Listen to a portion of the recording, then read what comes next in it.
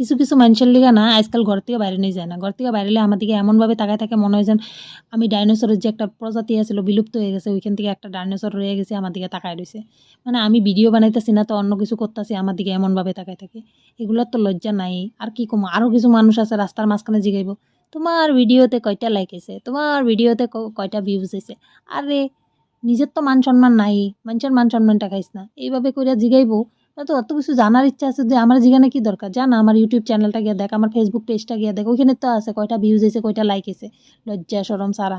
আর এদিক দিয়ে দেখো আগো কথা কইতে কইতে আমি আমার রেসিপিটা যে আজকে তুমি করে দেখাইতেছি এটা কইতে ভুলে গেছি কি বানাইতেছি। দেখো আমি আজকে বানাইতেছি কাবলি ছোলা দেওয়া পনিরের তরকারি, বিরাট স্বাদ ছিল, নিরামিষভাবে বানাইছিলাম। যেহেতু কয়দিন ধরে নিরামিষ খেতেছি নিরামিষভাবে বানাইছিলাম।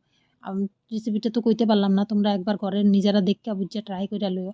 আর বিরাট স্বাদ হয়েছিল কিন্তু। কিন্তু পনিরটা দেখে না আমার একটু মনটা খারাপ হয়েছে, কারণ আমার মেয়েরা পনির খেতে বিরাট ভালো পায় কিন্তু